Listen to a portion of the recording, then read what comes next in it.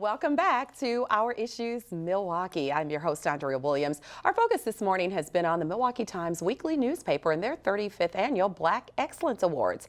My next guest will be honored with the Religion Award. Dr. Shawnee-Daniels Sykes is a professor of theology and ethics at Mount Mary University. She earned her doctorate from Marquette University and is currently the only African-American female Catholic bioethicist in the U.S. How are you? I am fabulous, and I am so happy to be here. Well, thank you for me. being here, and congratulations. Well, thank you very much. This is a really big deal. So right off the bat, what does this recognition mean for you?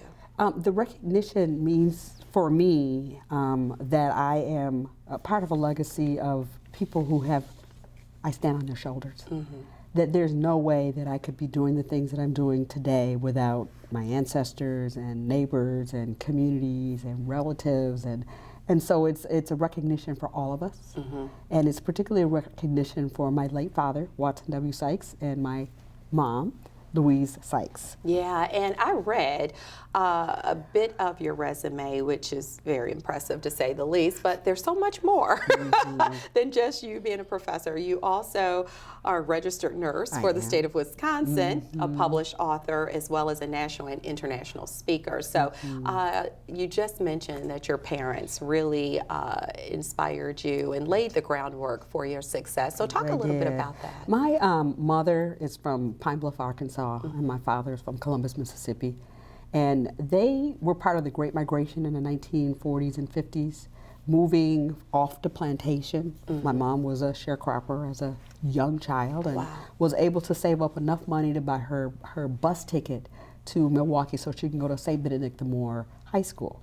My father, who happened to be 12 years her senior, heard that there was work in Milwaukee. And so he found his way after the war to Milwaukee, and they met at Charles' Restaurant. Wow.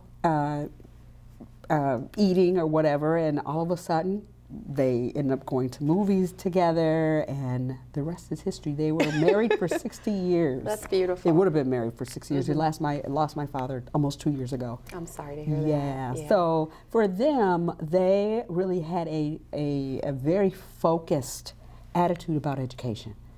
It's almost as if they did not want to have a repeat of a lack of education, and that we just couldn't play games with even sending kids, the babies, us to the South Side to be educated.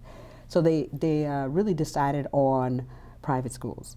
So I did not do the Milwaukee public school system. I did private schools from kindergarten through 12th grade, and then from there, my siblings and I, all private schools, did HBCUs. My sister and I are Spelman alums, and my brothers are Morehouse. Wow, we'll just go all the way to the top. Yeah, it's all the way to the top. And I so love that. we leave my parents very proud, and my mother just constantly in her 83-year-old mind, she's like, I'm just so proud of my children. Yeah. Just so proud of my children. And so this award is not just for me, it's for the community. I get it, and that is wonderful. So most people would find it difficult to balance or be successful in the fields of religion, education, and healthcare. So what would you say is your formula for success? So basically what happened for me is when I finished Spelman, I was a biology and biochemistry major, and I really wasn't quite sure what I wanted to do with that. I thought maybe it would be medicine, nursing, biomedical engineering. So I ended up in nursing. And nursing is in the city of Milwaukee was pretty challenging for me. And a lot of issues around infant mortality and HIV/AIDS, and then children being lost in the healthcare system. And that got very frustrating for me. And so I decided that perhaps religion, especially philosophy and theology, could help me do ethics.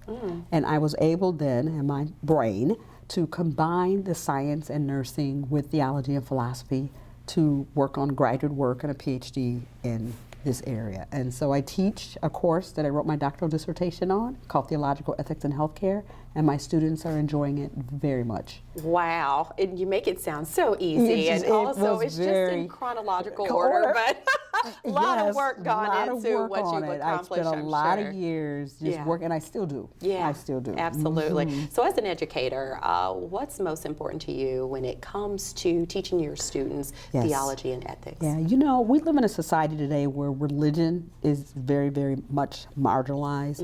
I was just talking to my students yesterday in class, and I put the phrase nuns, N-O-N-E-S, on the rise. And that basically connotes the marginalization of religion, talk about God or the transcendent creator. And so there's never an assumption that my students have this broad understanding of God. And so to really be able to ground them in a faith perspective, whether or not it's Christian or Muslim or Jewish or Buddhist or whatever, I need to have them to look at their spiritual life so that they can discern better the decisions that they're making. And so I think that that is going to help them be able to make very good moral judgments for their lives, for the lives of their children and their grandchildren, for their family members. And they really appreciate that. Yeah, because the secular world has taken over their mindsets. And so it's about me, myself, and I. And really the community has a role to play for them through a theological lens.